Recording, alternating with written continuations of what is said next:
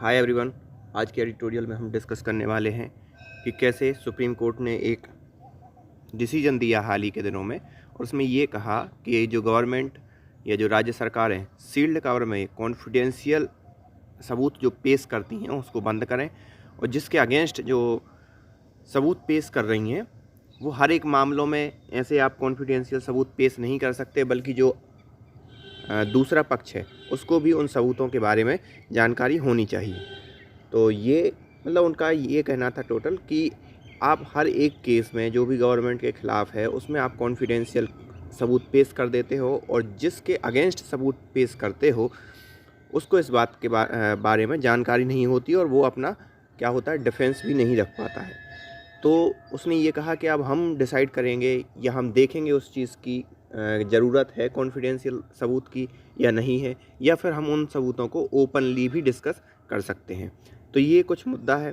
अब ये मुद्दा निकल कर क्यों सामने आया, आपने देखा होगा, अगर आप कंटिन्यू हमारे इस सीरीज़ को देख रहे हो तो मैंने कुछ दिनों पहले एक केस डिस्कस किया था। वो था मीडिया वन का केस। मीडिया वन क्या सीन है भाई, ये एक केरल का न्यूज़ पोर्टल है जिसका लाइसेंस क्या होना था, रिन्यू होना था 2021 के अंदर। लेकिन गवर्नमेंट ने क्या किया, गवर्नमेंट ने उसकी जांच की और उसे कहीं ना कहीं नेशनल सिक्योरिटी में कुछ दिक्कत आई, तो गृह मंत्रालय ने जो उसका क्लियरेंस है वो दिया नहीं। जब गृह मंत्रालय ने क्लियरेंस नहीं दिया तो लाइसेंस उसे मिला नहीं, क्योंकि जब भी न्यूज़ चैनल वालों को लाइसेंस की ज़रूरत पड़ती है तो गृह मंत्रालय उनका पूरा डिटेल देखती है, उन लोगों का डिटेल छानती है, और उसके बाद उसे हरी झंडी देती है, और फिर उसके बाद उसका लाइसेंस की प्रोसीजर कंप्लीट होती है। तो लाइसेंस तो उसे पहले से मिला था, लेकिन इस बार क्या होना था, लाइसेंस रिन्यूअल होना था। तो गवर्नमेंट ने जो गृह मंत्रालय है उसने मना कर दिया परमिशन देने से। तो मीडिया वन कहाँ पहुँच गया, कोर्ट में पहुँच गया। जब मीडिया वन कोर्ट में पहुँचा तो गृह मंत्रालय ने जो रिपोर्ट अपनी जिसके आधार पर उसने उसे क्लियरेंस नहीं दिया था मीडिया वन नाम के चैनल को, वो जो रिपोर्ट है वो कॉन्फिडेंशियली मतलब एक बंद लिफाफे में कोर्ट के जो जज हैं उनके लिए दिखाई, और जज ने क्या किया, उसे उस समय सही ठहराया, और केंद्र सरकार के जो डिसीजन था कि उस मीडिया वन के लाइसेंस को रिन्यू ना करना, उसके लिए उस समय सही ठहरा दिया था। तो ये पूरा केस है, और इसी केस के आधार पर ये इन्होंने एडिटोरियल लिखा है। अब भले ही ये और दूसरे केसों को यहाँ पर देख लें, लेकिन ये मेन जो केस है वो इसी के आधार पर जितने भी एडिटोरियल अभी तक लिखे गए हैं, आपने अगर इस प्रकार की कॉन्फिडेंशियलिटी को लेकर अगर आपने कहीं और दूसरे न्यूज़ पोर्टल में, कहीं और दूसरे वीडियो में या कहीं और भी देखे होंगे तो इसी चीज़ को लेकर देखे होंगे। तो स्टार्ट करते हैं। स्टार्ट करने से पहले अगर आपने चैनल को सब्सक्राइब ना किया हो तो please hit the subscribe button and also join our Telegram channel, जहाँ पर मैं इस पर्टिकुलर एडिटोरियल की ये जो भी आने वाले वीडियो हैं उनकी जो PDF है मैं वहाँ पर शेयर कर दूँगा। तो वहाँ पर भी आप जाके अपने टाइम के हिसाब से एडिटोरियल पढ़ सकते हो, या जो आगे आने वाले वीडियो हैं उनका भी आप एक्सेस कर सकते हो। तो और साथ ही साथ हाँ, अनअकैडमी पर अगर आप किसी भी प्रकार का अगर सब्सक्रिप्शन लेना चाह रहे हैं या लेने की सोच रहे हैं तो आप कूपन कोड यूज़ कर सकते हैं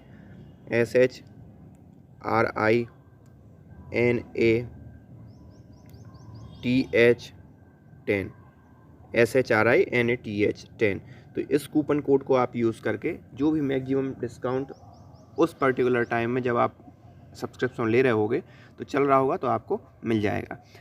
स्टार्ट करते हैं हमारे एडिटोरियल को। सील्ड जस्टिस मतलब सील्ड कवर में आप सबूत पेश करते हो, जज आपको क्या दे देते हैं, निर्णय दे देते हैं, तो वही जस्टिस मान लिया जाता है। SC should lay down the limit of using sealed cover material to educate case. तो यहाँ पर सुप्रीम कोर्ट को कहीं कहीं कुछ लिमिट निर्धारित करनी चाहिए कि जो सील्ड कवर सबूत जो पेश करती हैं गवर्नमेंट एजेंसियाँ या गवर्नमेंट, वो कहीं ना कहीं उसकी लिमिट होनी चाहिए। लिमिट के साथ साथ उसका कुछ आधार होना चाहिए कि इन केसेस में आप सील्ड कवर पेश कर सकते हो, इन केसेस में आप सील्ड कवर पेश नहीं कर सकते। तो ये इनका कहना है। In refusing to entertain sealed cover submitted by the government और its agency, the Supreme Court has made noteworthy and welcome shift away from its unedifying practice। तो यहाँ पर सुप्रीम कोर्ट ने जो गवर्नमेंट का सील्ड कवर में सबूत पेश करने वाली जो व्यवस्था थी उसको क्या कर दिया है, डिनाई कर दिया है या रिफ्यूज़ कर दिया है कि भैया हम सील्ड कवर में नहीं लेंगे, आप जो भी है सामने सबके सबूत हमें दे दो। At least 2 bench have spoken out against it, कम से कम 2 बेंचों ने तो इसके अगेंस्ट बोला ही। Recently in the Muzaffarnagar shelter home sexual abuse case, chief justice N V. Ramana wondered why even an action taken report should be in sealed envelope। तो एन.वी. रमन्ना थे मुजफ्फरनगर के एक शेल्टर होम में, आपने पिछले कुछ दिनों सुना होगा, तो उसमें एक सेक्स अब्यूज़ वाला केस हुआ था। उस शेल्टर होम में बच्चियां ही रहती थीं, तो उनके साथ जो उसका संचालक था और वो जो संचालिका थी वो सब मिले जुले थे, तो वो सब एक अलग कहानी है। तो उनकी जब सुनवाई कर रहे थे तो जो एक्शन मतलब गवर्नमेंट ने ली, तो एक्शन कि उनके अगेंस्ट क्या क्या किया, वो सब चीज़ें सील्ड एनवेलप में सुप्रीम कोर्ट के सामने पेश की गई। तो जो चीफ जस्टिस एन.वी. रमन्ना थे वो आश्चर्यजनक चकित हो गए कि भाई जो आपने एक्शन ली है वो कहीं ना कहीं उसको सील्ड कवर में भेजने का क्या मतलब, ना तो कोई नेशनल सिक्योरिटी का मुद्दा है ना किसी चीज़ का, तो आप उस चीज़ को सील्ड कवर में क्यों भेज रहे हो। तो उन्होंने रिफ्यूज़ कर दिया। The use of material produced in a sealed cover as an aid to education is something to be strongly discourage and deprecated. तो यहाँ पर जो सील्ड कवर में जो मटेरियल प्रोड्यूस किया जाता है सहायता के तौर पर कि आपको एक जजमेंट को लेने में या जो भी जजमेंट है उसका निर्धारण करने में आपको सहायता होगी, तो वो एक प्रकार से डिस्करेज करने वाला है, चीज़ों को बिगाड़ने वाला है। क्यों कि however it gain much respectability in recent year with content withheld from lawyer appearing against the government but being seen by the judge alone। तो यहाँ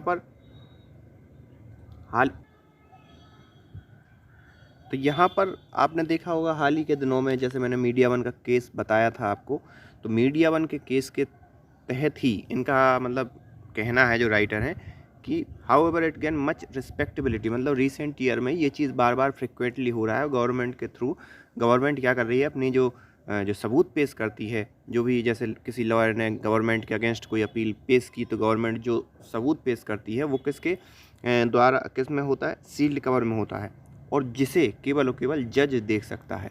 और जिस वकील या जिस भी लॉयर ने, चाहे वो किसी आदमी के बिहाफ में, किसी संस्था के बिहाफ में वकील ने पेश की गवर्नमेंट के अगेंस्ट दलील, लेकिन वो चीज़ वो वकील नहीं देख पाता, सिर्फ और सिर्फ जज देख पाता है।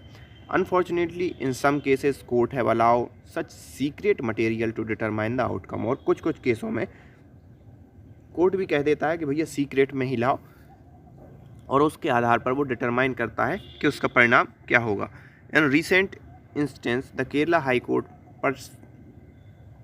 pursued confidential intelligence input produced in sealed envelope by union government to uphold the validity of order revoking the broadcasting permission given to Malayalam news channel Media One on the ground of national security। तो आपने मतलब मैंने जो शुरू में beginning में बताया, ये कुछ महीने पहले का केस है।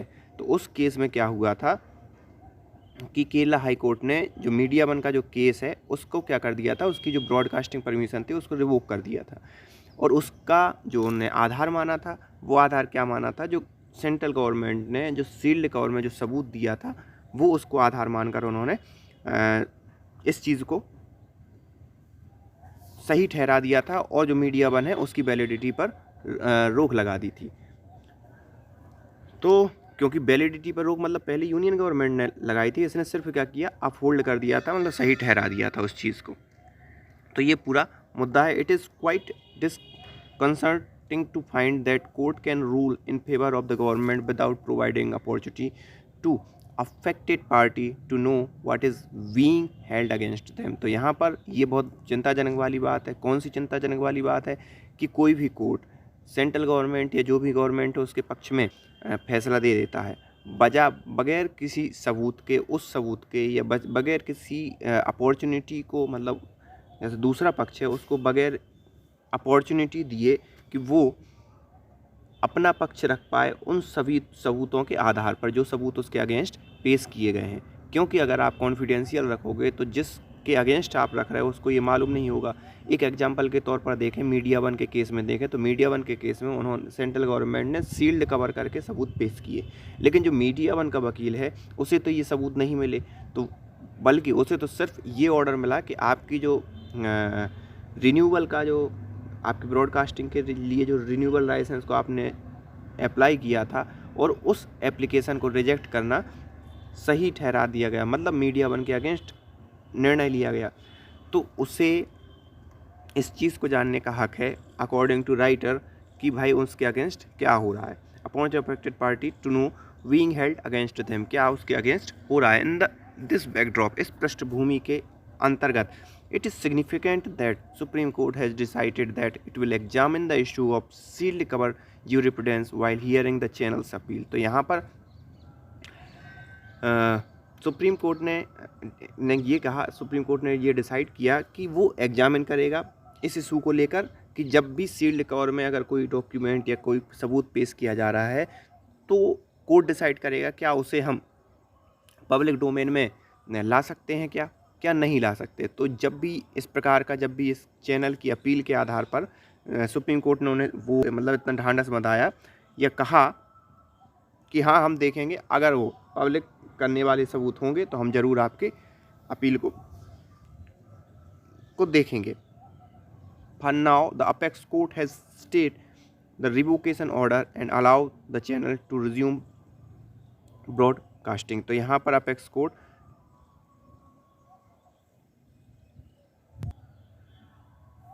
तो अभी के लिए कोर्ट ने क्या किया है, जो उसके जो रिज्यूम करने के जो मतलब सेंट्रल गवर्नमेंट ने ये कहा था कि वो अपना प्रसारण बंद कर दे, तो उस ऑर्डर पर कोर्ट ने रोक लगा दी है और चैनल से कहा है कि अभी आप अपना प्रसारण जारी रख सकते हैं। ये सुप्रीम कोर्ट का कहना है। उस समय जब केरल हाई कोर्ट का निर्णय आया था तब मैंने इस खबर को या इस इशू को डिस्कस किया था उस समय, लेकिन अब ये सुप्रीम कोर्ट में पहुंच गया है। क्योंकि क्या होता है ना कि आपका निर्णय किस लेवल का है, तो पहले आपकी जिला अदालत डिस्ट्रिक्ट कोर्ट में जाता है, फिर अगर उससे बड़ा हुआ तो हाई कोर्ट में जाता है, और अगर हाई कोर्ट में भी संतुष्टि नहीं हुई तो सुप्रीम कोर्ट में निर्णय जाता है। तो आपको मालूम होगा केरल सरकार ने जो मीडिया वन चैनल है उसके जो अधिकार हैं, उसके अधिकारों को रिन्यू नहीं करना या उसके लाइसेंस को रिन्यू ना करने को सही ठहराया था केंद्र सरकार के डिसीजन को। लेकिन फिर मीडिया वन कहाँ पहुंच गया, सुप्रीम कोर्ट। तो सुप्रीम कोर्ट ने हाल ही के दिनों में ये बोल दिया कि हाँ हम देखेंगे कि सील्ड कवर में गवर्नमेंट हमारे पास क्या सबूत पेश कर रही है, और वो सभी सबूत अगर आपको देने वाले होंगे तो मैं ज़रूर आपको प्रोवाइड करवाऊँगा, और साथ ही साथ आप तब तक आप अपना जो चैनल है वो कंटिन्यू कर सकते हो। तो ये थोड़ी सी राहत मिल गई मीडिया वन के लिए। इट इज़ ट्रू दैट, अब यहाँ पर ये मीडिया वन का खेल ख़त्म हो गया। अब यहाँ पर इनका राइटर अपना पक्ष, एक जनरल पक्ष रख रहे हैं। It is true that the law permit that submission of confidential material to the court in some cases, और ये सही बात है कि लॉ जो है वो परमिट करता है गवर्नमेंट्स को कि वो कुछ मसलों पर कॉन्फिडेंशियल रिपोर्ट पेश कर सकते हैं सुप्रीम कोर्ट या जो भी निर्णय हो उसके अंदर कुछ केसेस में। In addition court can order some content to be kept confidential, और अगर मान लो नहीं भी है उन पर्टिकुलर कॉन्फिडेंशियल रखने की, तो कोर्ट भी कुछ ऐसे निर्णयों को कॉन्फिडेंशियल रखने का निर्णय कर सकता है। जैसे कि आपको मालूम होगा ये रेप वगैरह के केस होते हैं, या कभी कभी आइडेंटिटी छुपाने वाले कुछ ऐसे केस आ जाते हैं जिसमें हम आइडेंटिटी ओपन नहीं कर सकते। तो ऐसी रिपोर्टों को कोर्ट भी बोल देता है कि आप भैया हमें ये कॉन्फिडेंशियल ही रिपोर्ट ही दीजिए। The evidence act also allowed the privilege of non disclosure of some document and communication. जो एविडेंस एक्ट है, एविडेंस मतलब जो सबूत पेश करने वाला एक्ट है, वो भी ये कहता है कि आप सबूतों को कॉन्फिडेंशियल रखो, नहीं तो क्या होता है उससे छेड़खानी करने की आशंका बढ़ जाती है। तो उनके लिए भी क्लासिफाइड मटेरियल के तौर पर एक प्रिविलेज मिला हुआ है। इन सब मतलब जो भी डॉक्यूमेंट हुई या कम्युनिकेशन मतलब रिकॉर्डिंग्स हुई या जो भी बातें हुई, जहाँ भी जो भी हो तो उसके मिला है। Even when authority claim privilege over classified material they had no objections to जज pursuing them to satisfied themselves about the claim. तो यहाँ पर भले ही अथॉरिटी के जो भी मतलब दूसरी पक्ष है जिसके अगेंस्ट वो सील्ड कवर में सबूत पेश किए गए हैं उसके पास भले ही विशेषाधिकार हो, फिर भी वो जज को ये नहीं बोल सकते कि भाई हमें आप इस पर्टिकुलर जो आपको सील्ड कवर उसमें सबूत मिले हैं वो सही हैं या गलत हैं, वो हमें साबित करके बताओ या हमें सांत्वना दे के बताओ, जिससे हम उसे सही मान लें, भले ही आप दूसरे शब्दों में। इसको हम एक एग्जाम्पल के तौर पर ऐसे लेते हैं कि जैसे दो लोग हैं, A and B.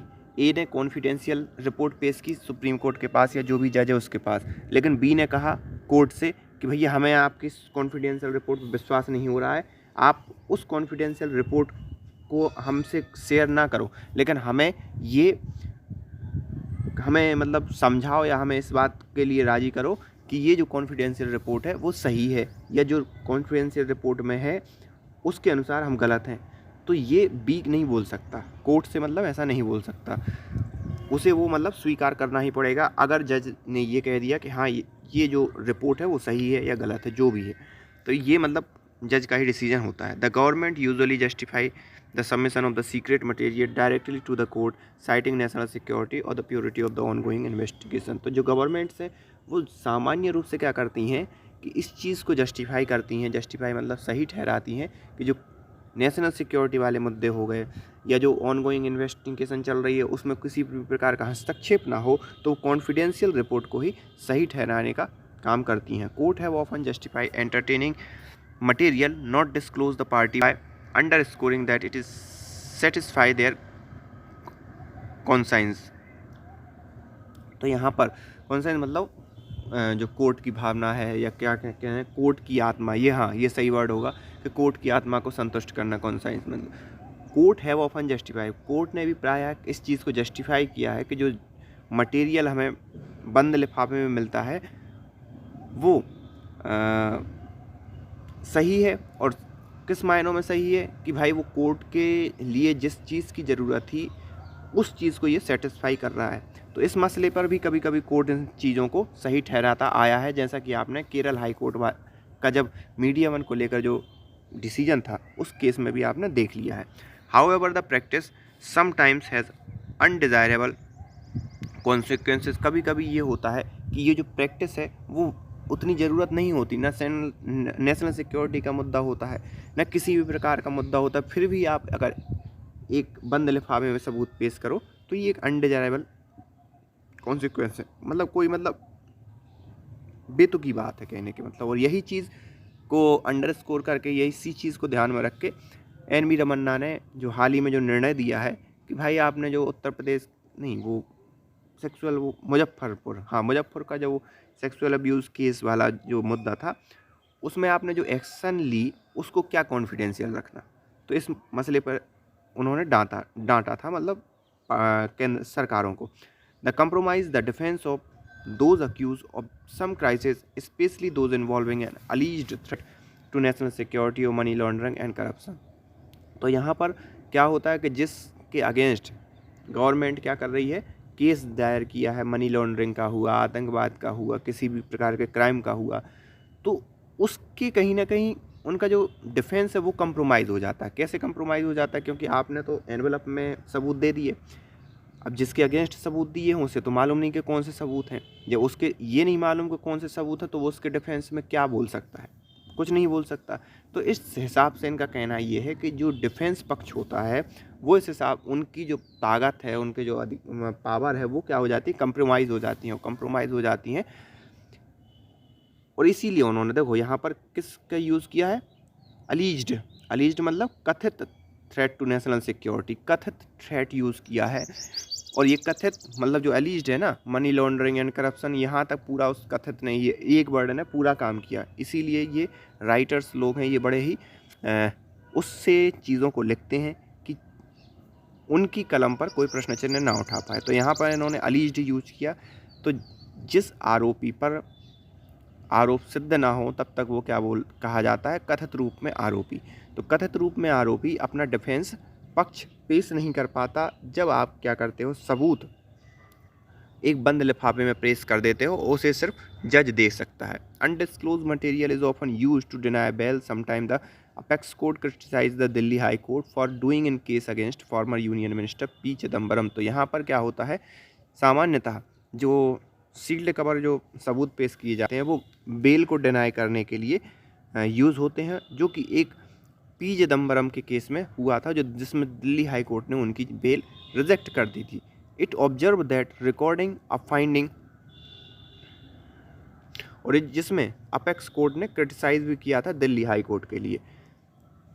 It observe that recording a finding based on material kept in sealed cover was not justify। तो यहाँ पर ये ऑब्जर्व किया गया कि जो रिकॉर्डिंग मटेरियल सील्ड कवर में था वो जस्टिफाई नहीं कर रहा था पी चिदम्बरम के केस में।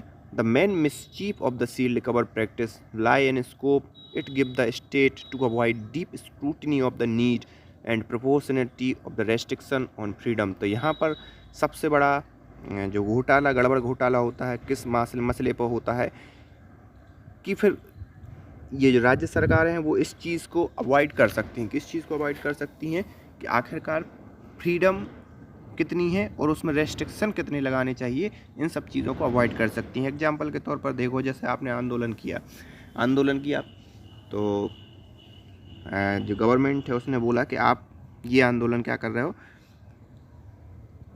नेशनल सिक्योरिटी के हित में दिक्कत वाली बात है, तो आप ये आंदोलन नहीं कर सकते। आपको उसने क्या कर दी, परमिशन नहीं दी। और जब आप कोर्ट में पहुंचे तो कोर्ट में गवर्नमेंट ने क्या कर दिया, सील्ड कवर में लिफाफा सौंप दिया जज के लिए और बोल दिया कि भाई ये नहीं कर सकते। लेकिन जो आंदोलन कर रहा है या जो भी कोई काम कर रहा है उसके लिए ये तो नहीं मालूम कि आपने किस आधार पर परमिशन नहीं दी।